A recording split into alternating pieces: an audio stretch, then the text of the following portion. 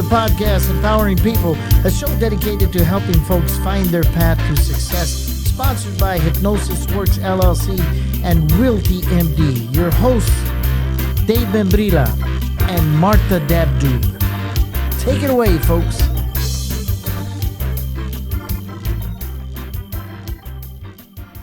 Welcome to another episode of Empowering People. My name is David Membrila, and I'm with Hypnosis Works LLC with my co-host. Martha Dabdoub with Realty MD, and also with Realty MD is David Membrila. I'm one of her agents, her favorite agent so far, her only agent, actually. We're going to do something a little bit different today. We're going to be our own guests because we've never had an opportunity to really tell you our full story. So with that, I'm going to go ahead and start. I've been a school teacher for 40 years, and during the entire time that I taught, I told my kids I was never my dream to become a school teacher. It was something I fell into. And the reason I fell into is that I didn't prepare myself in high school. And I'm going to get to that in a minute. So when I'm talking to my middle school students, I make it a point to make sure they understand that, hey, you got to start now. Whatever it is you want to be. Used to do an exercise, where do you see yourself 15, 20 years, where I'd have them write out a formal plan, basically, what their house is going to look like, what their cars are going to look like, what kind of job they're going to have, if they're going to have a family, if they're going to have kids, if they wanted kids. And it was, I make sure to specify, don't try to impress me. I don't want to hear what you think my dream for you is. What is your dream? And it made people really, really think about what they wanted to do. I never had that opportunity because in high school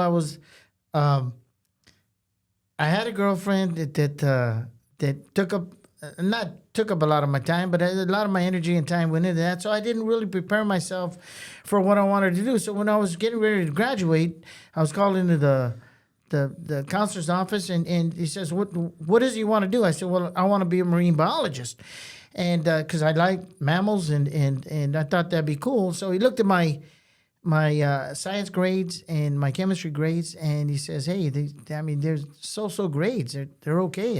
If you want to be a marine biologist, it's not going to help you." Okay, well, maybe I should be a lawyer. I like arguing with people and that kind of stuff. Okay, have you ever been in student council? Well, no, I've never been in student council. Have you ever done anything around the community other than being the Boy Scouts? And I was an Eagle Scout, by the way.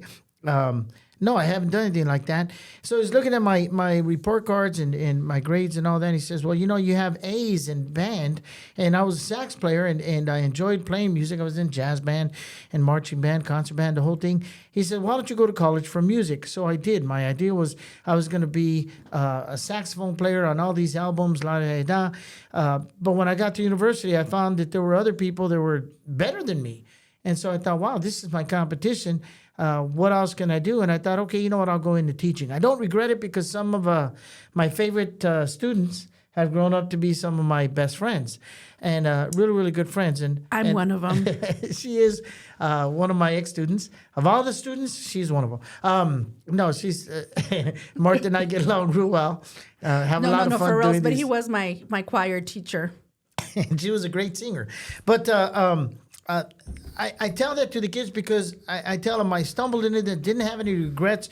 I love teaching, but I always had to do extra stuff in life too because we like going on trips. My family and I we like eating, and teaching doesn't bring in the bucks. So I became a real estate agent. I started doing stand-up comedy. I was playing mariachi. I was doing all these other things. And the reason I'm telling you this, folks, is that my vision of success, I haven't reached it yet.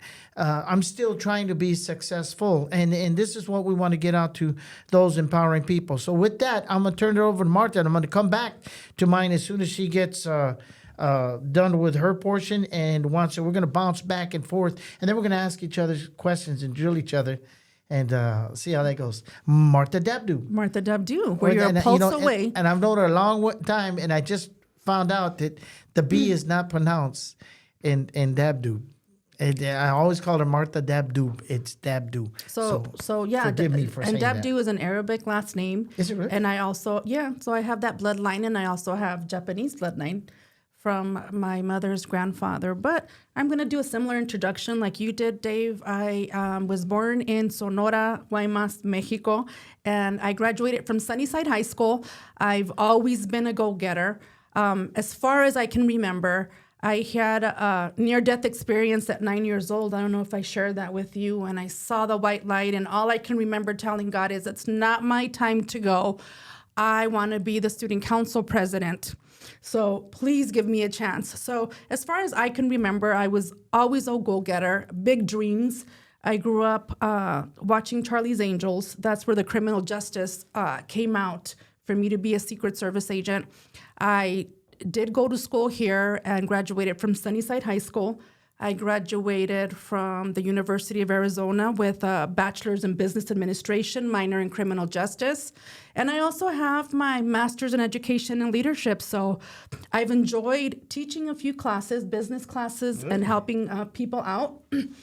But that still wasn't enough, right? And you wonder why, your paths change constantly. I was a firm believer that I was going to be the first in my family to graduate from college and to be a Secret Service agent. I thought, you know what?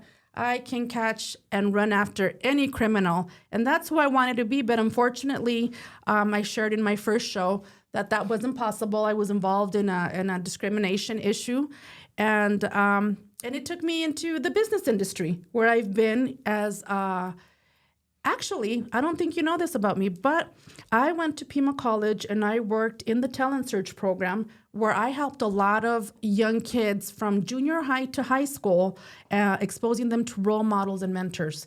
And when we were talking earlier in another podcast, I remember that I told several students, school may not be for you, but what do you like to do? Get good at it and pursue your own business in it, right? With that being said, I've been in the insurance industry for 20 years and still don't feel like I've been fulfilled. I went into the real estate industry, now have started the brokerage, right? But in looking at my history up until now, what my passion has been is helping people. And what my passion when I get up in the morning are my family, my kids. I grew up with a single parent who did it all and showed me that as a woman, I can do anything I want to do or be anything I want it to be. So I wanted to, throughout my career, be able to show my kids what it is to travel, what it is to live a comfortable lifestyle. So I have hustled and bustled and have been able to provide that for my children because I want them to have a better life than I do. And by that, I've been wanting to show them, what role model I should be for them so that they can strive to want to be that or better. Wow, that's awesome, Martha. What a great transition, because the first thing I want to tell the listeners and viewers out there is that as you get on your path to success, whatever the success may be, whether it's getting that great job, whether it's going back to school, whether it's going to trade school. I mean, we're talking about, school isn't, college isn't for everybody. We need great welders, great mechanics, electricians, and you name it. And unfortunately, a lot of schools have done away with woodworking and architectural drawing, etc. And those are things that we need. But before you do that, your first step is you have to ask yourself, why? Why do I want to make more money? Why do I want that better job? And that why has got to be so big that it motivates you to do whatever it is. Martha was talking about her family. I don't know if you could see my tie, but my tie has a picture of my kids on it. I'm trying to angle it so you could see that. And this, I wore it specifically today because this was my why, my family, just like Martha's family. I wanted to be able to create enough money that, like I said, teachers don't make very much money. So I saved a lot, but I was doing a lot of different things. I became, again, doing the comedy work, the mariachi work, became a hypnotherapist because I wanted to create a budget that we could travel. And in the short time, I decided about 6 years ago that when I die, I told my kids this, I'm not going to leave you any money, but we're going to have a heck of a time with the money that we have. So we've been able to go to Mexico City. We went to see the Vatican, the Aztec pyramids. We've been to Hawaii and swam with the dolphins. We've gone to, a lot of these, it's all opportunities that have arisen. My daughter was a cheerleader. She made All-American cheerleading, and she was going to go to London for the New Year's Day parade. and as well as Rome, and it became one of those choices between my wife and I. Hey, who's going to go with her? And well, I should go. She said because I was a cheerleader and you're a musician. If she was doing music, you should go. And I said, heck with that noise. I'm not going to pay for you to go to London without me. So we took the whole family and we all went. I mean, it was a family trip. It was a major decision. But again, the real estate, I had already been investing. So we had money that was there. And we went to London together. We went to Rome together. We've gone to Disney World together in Florida. We just came back this last weekend from New York, and that was mostly because we had a niece that was graduating there, but we made a trip out of it again for the family. So you have to determine and discover your why, and that's got to be your motivating factor. But even if it's something as simple as losing weight, if you want to fit into that dress, start putting up pictures of that dress or hang the dress out. If you're trying to get in shape, start putting up. Or if you want to buy that brand new car, put pictures of Lamborghinis or whatever the car is all over the place where you can see this. You can start feeding your mind what you want to do. So one of the things that I stumbled into, and again, I'm going to be 60 next week, and I don't know what I want to be when I grow up. One of the things that I ended up doing was during the pandemic when everything shut down, and my class itself, it wasn't very important. I was doing music, but according to the educators, at math, literature, and science, and they were the important classes. So I saw my class maybe once or twice a week. I had a lot of time on my hands, so I started writing. And it was never my desire to be an author. Look at this. It's bigger than a hotel Bible. But this is the first book that I published during the pandemic. And it's basically a teacher's perspective of growing up as both a good and bad example. Finally, Soup for the Chicken. And we put it out on Amazon. It's got 5 stars. So it started taking off. And again, it was just something to do. I was bored. I couldn't go to the gym because the gyms had shut down. It was too hot to exercise because it was already May and it was 100 and some outside, and so I just started writing. And it's a book about me growing up here in Tucson. Some of my friends are mentioned in that book, and so that book was had taken off so well that I decided I'm going to write a second book. Now this book is called Supermex, and it was actually a book form of a movie that I wrote called Supermex, and we created a trailer for it with some local actors, and we raised about $10,000. Then I got busy with another project, so I couldn't develop it into an indie film. But because finally Soup for the Chicken had taken off and done so well, I decided, you know what, I'm just going to rewrite the script, which was hard for me to do because a script is different from a book because you can kill time with the script. A train going by, and that takes a good 10, 15 seconds. A car scene, that's another 5, 6 seconds. Here, when I first rewrote the script, I only had maybe about 40 pages. So I had to start really, really writing and dig deep to create more scenery. And the last book, again, this is recently, it's called So You Think You're Funny. And basically, one of the things that made me successful through school is that I wasn't a very smart student, but I was very funny. I was writing jokes by the time I was in 3rd, 4th grade. And so I padded my papers with entertainment. So teachers would write on the side, I find your work very entertaining. I laughed at this, LOL, this, that, and the other thing.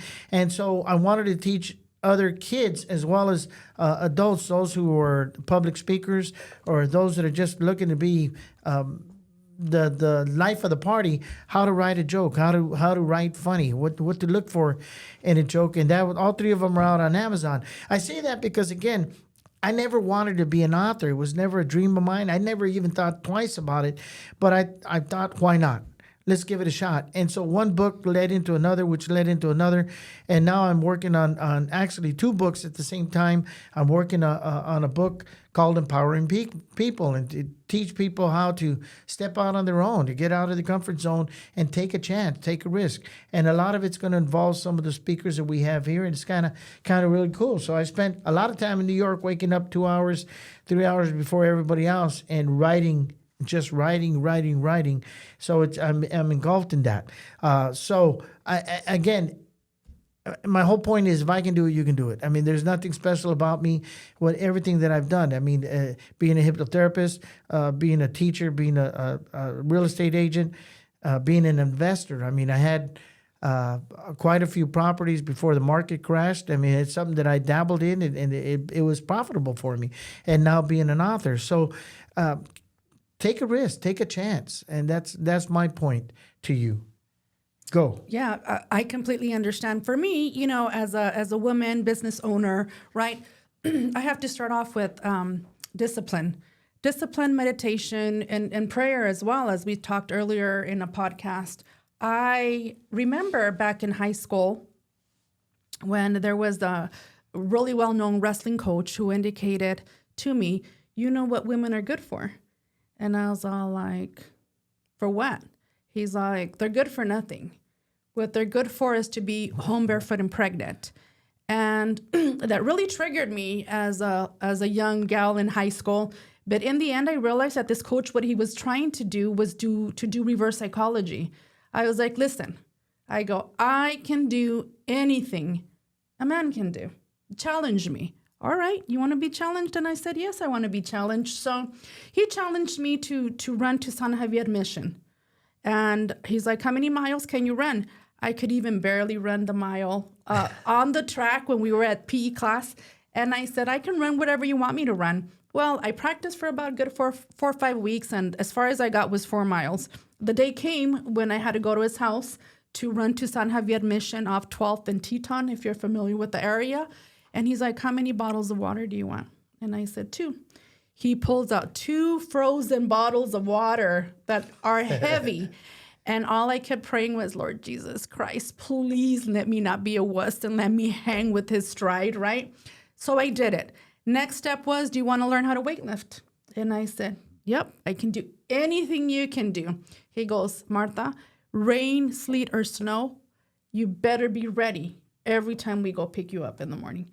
And that's how it was. And that's how my discipline got going. But not only was it the discipline that I got going, but it was the wants, the hungerness, the thriving, to really prove to myself that anything that I put my mind to it, I can accomplish. Anything. And that's one of the things that I tell my kids. You know what? There's nothing that's impossible. You put yourself to it, you plan, you figure out how you're going to get there, and you can get there. You see that corner over there? Right? Yeah. I already see myself there. You see that? Yeah. Yeah. So I'm there, and I'm a constant, in anything that I do, you have to have the passion. You have to like what you do. When I used to work in Superior Court doing investigations, and I used to interview, I used to get excited when people used to come in. But I used to get so excited in writing these reports that I wanted to do them all because there was so much excitement for. You have to have that initiative. In anything that you do, you have to have that passion. You have to have that initiative, to want to thrive. And again, I tell that to my kids, but I don't know where I was going to go with something. I guess my point to you is that, I remember. So in any desks that I've had, if you guys have ever been to any of my offices, right, there's always paperwork everywhere. And it can appear that it's a messy desk, right? And my kids were like, Mom, really? But the day came when they made that post of, who is it? Do you know who it is? Who created the electricity?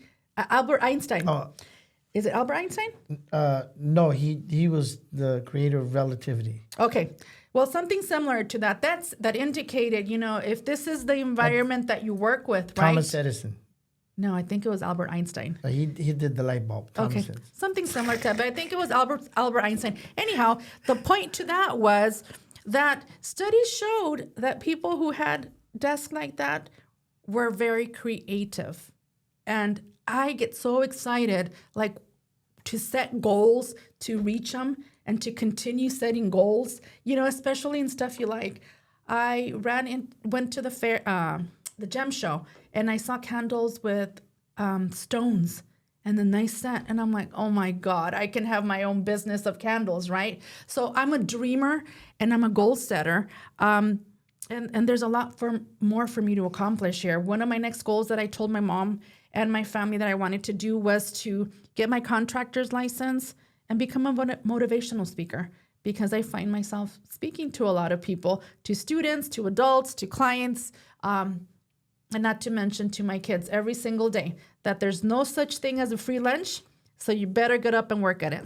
And understand, to the viewers out there, both Martha and I are just speaking from experience, is that failure is going to be failure is a big part of success. People that are successful will tell you that, yeah, I failed a few times. It's having to get back up. When I also do stand-up comedy, I was working with a gentleman who was in the club here, and I was opening for him. So we had a lot of chance to hang out in the green room. And what I remember is that he was on a Bud Light commercial, and he was tall and lanky. He wasn't very, I hate to say it like this, wasn't very good looking, but he had this contract that he was on. He was on like 6 or 8 commercials of Bud Light, and the caption was, "Don't drink the stinky beer." And so we were talking about this. I said, "How'd you get that, man? That was cool, man. That was." And he says, "Well, I auditioned for it." I said, what was your competition like?" And he said, "Well, they went from coast to coast, from LA to New York, and there were like 60,000 people that auditioned for it, and I was selected." And I said, "Wow, that was great." He said, "Yeah, it was for an 8 contract deal. It paid me $5,000." And that was a great start. I said, "Man, that was so cool. You got on a commercial. That's just fantastic." And then he looked at me and says, "Yeah, but let's talk about the 20,000 auditions that I went on that I didn't get."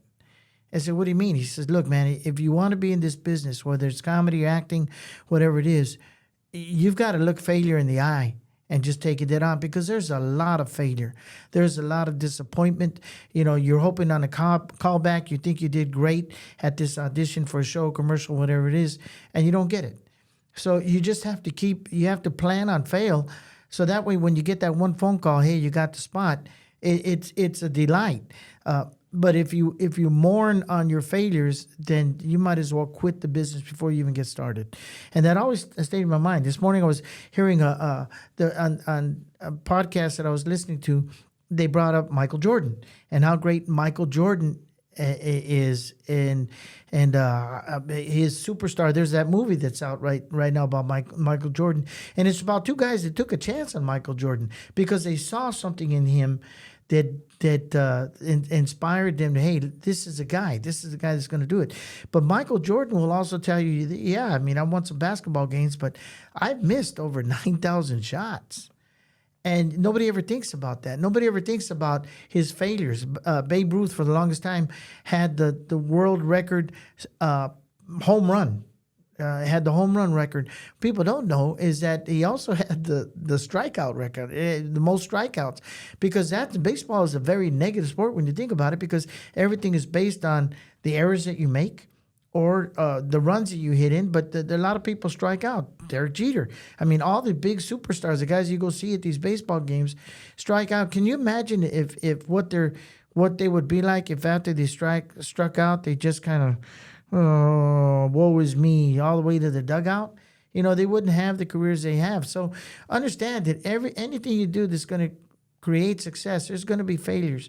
You just have to keep trudging along. Well, failures and getting up. And in every fall that you have and you get up, there's always lessons. So what did you learn from it? How are you going to do it better next time, right? It's extremely important. And like you know, in my careers, having to battle and show that I can do the job. I've been in jobs where, you know, men are preferred in positions, right? Or I've applied for positions where women have felt threatened with how outgoing and what I had to offer. So you're going to run into failures wherever you go.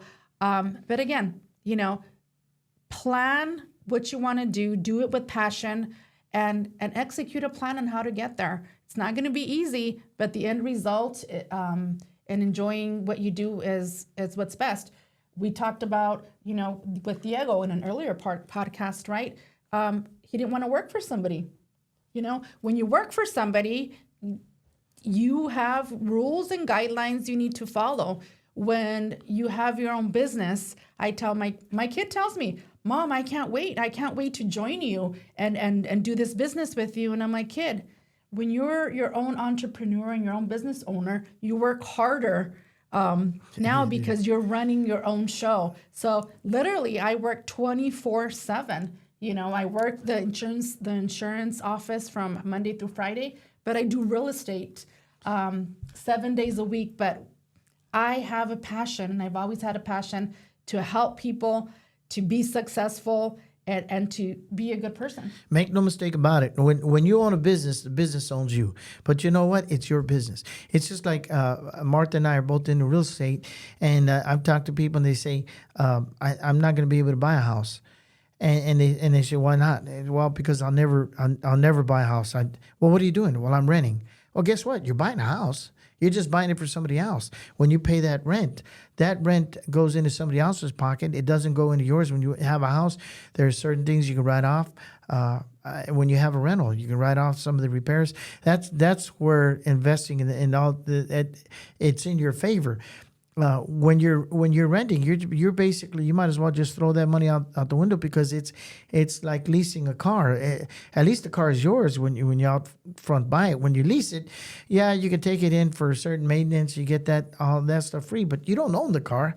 The bank does, or the automobile dealership does. So there's certain factors that are involved. Let me ask you real quick, or let me get to this. I wanted to talk about hypnosis real quick. All hypnosis is self-hypnosis. So when I work with a client, basically I tell them, I'm just guiding you through the process. You can do whatever it is you want to do without hypnosis. And I had a client come in, and we talked about fees, and I told them what I would charge them.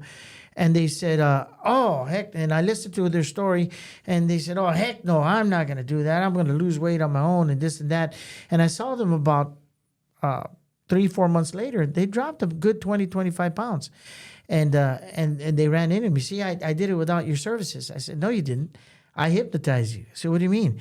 Well, hypnosis sometimes doesn't mean what I do. It's the way you think. You didn't want to pay for the service, so you decided that was your motivation to get it done on your own.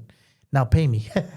No, but she was kind of taken aback, and I said, no, that's exactly what hypnosis is about. I knew that you were fishing to find out what prices were, so I hit you with a high price because I knew that you could do it without me, and you did. You did it without me. So understand that hypnosis, we hypnotize ourselves 10, 12 times a day without realizing it. When you're driving home, you miss your exit. That's road hypnosis. Whenever you get to your destination, you think, how did I get here so fast? That's another form of hypnosis. When you end up going to the movies and crying or laughing, that's another form of hypnosis. So again, all we do is just guide you through the process. So there's a lot that you can do on your own. In fact, Martha basically found her success by self-hypnotizing herself into thinking, I can do this, just like I did before I even knew about hypnosis. Everything I did was based on, you know what, I can do it. I can do it. I can do it. Let me ask you real quick, Martha. Now, being a female entrepreneur and being a business owner, what obstacles did you face in a man's world? I mean, let's put it out there. That's the elephant in the room. Women have never been paid as much as men have. And I'm not defending men in the least bit, but it's been a problem in Hollywood where female actresses are fighting to have equal pay. What obstacles have you faced in the insurance industry and everything you've done? Well, I think for me, in my experience, you have to prove yourself over and over and over. I've been one of the top agents in different lines of insurance, and it doesn't matter. At the end of the day, I'm only a number, right? Because I did all that I could, and you come to a realization that that's all you can do, in that industry. But I've been faced with that. I remember applying for federal positions, and I was a top candidate. And who got hired was a dumb jock, who was athletic. And those were the struggles, is trying to have to prove to people. But not only that, even women even women, suppress other women, because they don't want to feel inferior or feel threatened. So that has been one of my struggles, and just proving myself. And in the industry that we're in, it has allowed me to do and be as much as I can. In the prior industry, I have integrity and I have honesty, and I'm going to work hard for what I want, and I'm not going to do anything that's going to compromise my dignity, because I have proven myself as a hardworking entrepreneur. Outstanding. And so the point here is, again, climbing to the top doesn't mean it's going to be without struggles. You're going to slide down 50 feet, but you just keep climbing. You keep scratching and clawing your way to the top. And again, if your mindset is, I'm going to get there, but I'm going to help those along the way, then you're going to find the success is going to come a lot easier than if you're somebody who is doing it for selfish reasons. I found this out in comedy. I'm not going to name the comedian, but I had a comedian who, and there's already stuff still going on about him, who put other comics down, who basically it was all about him. It's all about him. And then there's comics like Gabriel Iglesias who told me one time, he said, hey, man, there's room for everybody at the top. If I get there first, and I'm going to open the door for you, for anybody that's next waiting, because who knows, sooner or later you might be opening a door for me. Yeah, and that's so true. And this is what I tell people. There is enough for everybody. And I've been a presenter and a speaker in different areas of my career and showing them, well, what did you do, Martha? What did you do to get there? And I share all that I have done, because there's enough for everybody. But unless you execute it, to try it, then you're not going to know. So rarely, I'm a very competitive person, but I don't ever feel inferior compared to anybody who I'm working with, because there's enough for everybody. So we're running out of time here. So let's recap real quick. What both of us have said is, number one, determine your why. Determine the reason you want to that job, why you want to make more money, why you want a house, whatever it is, why you want that new car. Determine that first. Write that down. Then plan. Make a plan and understand that success doesn't happen without failure. Even if you get back in school, there's going to be tests or assignments that you flunk, that you didn't do well. There's going to be professors that you don't get along with. That was a major thing. With me as a teacher, I used to have students come to me and said, I hate this teacher. I'm getting an F because I hate this teacher. You know what? Find another teacher. Well, I can't. I'm in their class. I said, well, if it's a math teacher you don't like, go to tutoring with another math teacher. Nothing says you have to get taught by this teacher. Do whatever it takes to find a solution to whatever the problem is. Don't just sit there and wallow it. We have too many people that sit there and wallow in it and just say, well, I can't. You know what? Be a can-do kid. Be a can-do person. Figure out a way to get it done. So with that, we're going to say goodbye to Empowering People, and hope that you tune in for the next one. Hopefully you've gotten something out of this. And please, we're starting to get emails and text messages about what this has done for certain people. So if we've touched you in any way, or if you need help, or if you like, our goal is to put on some workshops on how to do something as simple as teach young men how to tie a tie. Nobody knows how to do that. How to prepare for that interview. How to write out an application. How to get your letters of recommendation in a way. And of course, presenting yourself. So we're hoping on doing that. So stay tuned. We're gonna show you when we're gonna do that, and send us your emails. Reach out to us. We're here to help. We're your resource, and we're here to help you out in anything that you need. Yes, thank you, and see ya. Ciao.